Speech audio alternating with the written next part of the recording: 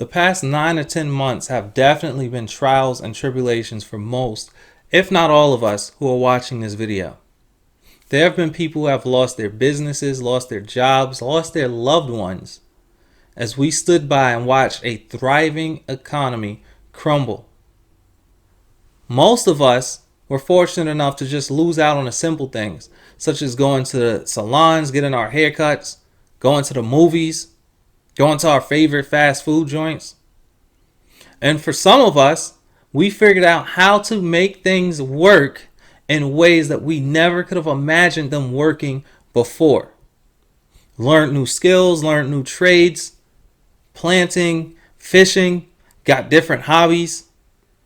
But if you're not one of the ones I listed who suffered from loss, yet you're still complaining about being broke, then maybe that's your own fault. Maybe, just maybe, that falls on you. We figured out that we can afford to live without many of the distractions that deprived us from monetary growth beforehand. This is the final episode in a series that I created about budgeting, time management, and money growth. Stay tuned.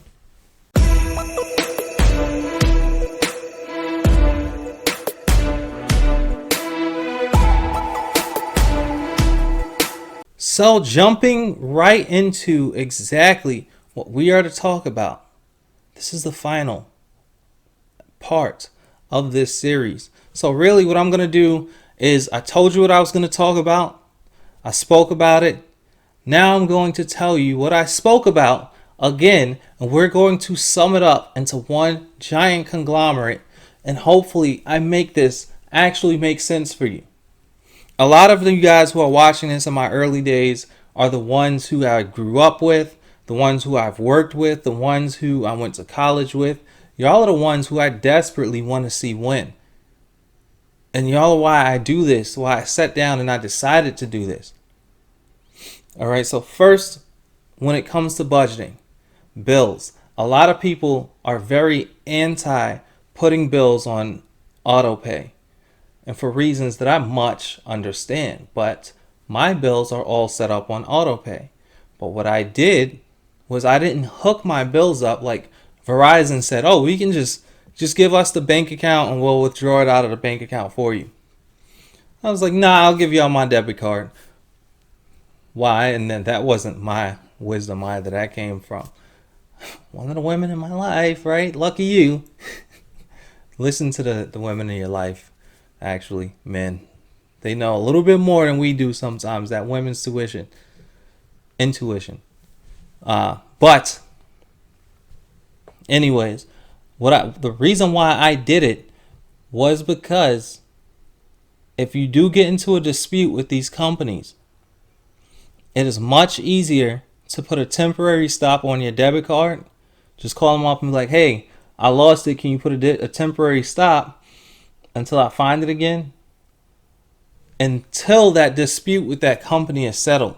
Now I'm going to get into something later on that I'm going to list, but it'll tie into why it wouldn't matter that you decided to put your debit card on a temporary hold or just get a new debit card altogether until that dispute with that company is settled. But if it's on automatic pay, that's something that you don't really have to worry about. Of course, you want to know what's coming out, when it's coming out, how much it is on a monthly basis. Like if you have a plan that's $79.99, you want to know that $79.99 is coming out on the 20th. And make sure that $79.99 is in your account on the 20th when you set up this budget. So, bills, of course, your bills, you don't want stuff cut off on you. Okay, so put those bills first. Calculate those bills first. That is an extremely important thing, so you put that above everything else. Second, after that, make sure that you pay yourself. And when I say make sure that you pay yourself, that doesn't mean that's you going to the mall and getting a new fit and getting some new sneakers and getting your drip or whatever. That's not what paying yourself means. No, paying yourself says, I'm going to take this much. What I spoke about in the previous episodes was I'll take however much I'm going to take out of that paycheck during that pay period, and I'll split it up into different accounts, whether it's one of my investment accounts or whether it's one of the high yield savings accounts, because I know that that's going to give me further return on my money. It's money that I'm making on that money while I'm sleeping. That's called a passive income. I wake up sometimes with the extra $30, $40, and then the next day, an extra $30, $40. It works for itself. That's something that I touch daily, but I don't really have to touch as much as I decide to play with it and touch it and move it around. Set yourself up with a passive income. So again, I'm putting the links below the video if you're watching this on YouTube, and if you're listening to this on one of the podcast platforms such as Spotify, the link will be included in the descriptions. There will be a Robinhood link. There will be a Webull link. There will be an Acorn link. There will be a Stash link. There will also be a link for Coinbase. You figure out which works best for you and follow those links. Those will bless you with free shares. They will bless you with free crypto. They will bless you with free money to put towards stock or ETFs and retirement funds, things like that. I'm doing this to see the people that matter to me actually win. I'm here for you all. So after you pay yourself, right, then you can move on to what I said was the biggest portion of my budget. Obviously, I have mouths to feed besides just mine. I have little crumb snatchers running around whose mouths don't stop working. Either they're talking back or they're eating and talking back at the same time. Forget coming home and wanting a snack. My favorite cereal, gone. Okay, at the end of the day, I come home from work and I want some damn Cinnamon Toast Crunch. The Cinnamon Toast Crunch is gone. Box in the garbage, bag balled up, completely empty. So I got to make sure that I continuously supply myself with a hidden supply of Cinnamon Toast Crunch sitting in my closet, right? So how do I do that? I make that the biggest portion of my budget. And then with it being the biggest portion of my budget, I also plan on meal prepping. I mentioned that in a previous video as well. Meal prepping. So you don't have to say, all right, I'm going to make a whole bunch of beef and rice and broccoli, and through the whole week, that's all we're going to eat is beef, rice, and broccoli. No, you can set that up into several different meals that you can make stretch. So on Thanksgiving, for example, where we had our turkey, the turkey, we ate it, of course, as a regular turkey for Thanksgiving dinner. And then after that, eventually down the line, it got turned into almost like a soup, or was a soup. The bones and everything was boiled down to make a bone broth. If you don't know about bone broth after the video, go ahead and Google it. It's actually something that is extremely healthy for you. But you can stretch that into several meals. I suggested if Sunday is your free day, choose a portion of Sunday where you make a dinner, a great dinner, and then the next day maybe it'll be the leftovers from that dinner. But alongside that dinner, have a few little extra things that you put together so you have several meals planned through the week, where all you got to do is take the main portion of that meal. If it was steak, maybe you can cube the leftover portions of the steak so that you can make it a stew come Tuesday. And come Wednesday, the rest of that steak, because remember, you made that the biggest portion of your budget, so you made a lot all at the same time.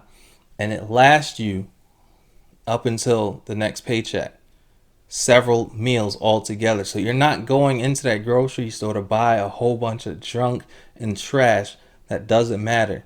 You're going in there to get the important things that you can make stretch for a very long period, at least 2 weeks, until you get that next paycheck. Make sense? If not, go ahead and ask questions in the comment section, and of course I'm going to respond back and we can chop it up and ask further about what I do. But without further ado, your emergency fund. Now, why does it make sense that I said go ahead and just cancel the card out if you get into a dispute with a company? Well, that's because your emergency fund will be in cash.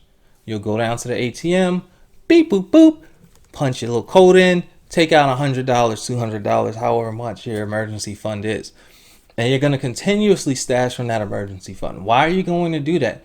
Because you know for a fact that oil changes are coming up. You know eventually you're going to have to change your tires. You know that eventually you're going to have to get gas. Maybe even a Metro card, right?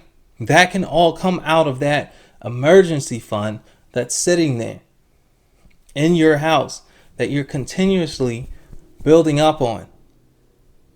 But you never know when you might lose that debit card. You never know when you might just, God forbid, get robbed or anything else happens with your access to your electronic means to cash. You have cash on hand. That's why you have an emergency fund. A lot of people like to reach into the drawer and automatically pull that credit card out that they've been sitting on. No, go ahead. Instead of paying interest on a swipe, you might have swiped for $200 and now you're paying, in order to pay back, you've spent the extra $20, $30 depending on whatever your interest rates are. I don't know. But why put yourself through that? Save up with cash on hand for that rainy day fund. And last but not least, finally, the money that you have left over is your entertainment fund. Sit down with the kids, come up with that money on an entertainment fund. Make sure that it's something that you can actually have fun with. If you want to say, all right, we're going to go to Six Flags this summer, but in order for us to go to Six Flags this summer, we can only go to the movies one time a month, or we can only go to Chuck E. Cheese one time every other month. All the other times we're going to have to eat in the house. We're going to have to bring something out of the house and make sandwiches and stuff if we're going to go to the park and eat like this. But I'm going to save up this amount of money for our entertainment fund for us to go to Six Flags. Do this portion once you reach entertainment together as a family. Maybe you can come up with an agreement that says, hey, I'll give you $20, give you this $20, and give you $20, get the hell out of my face.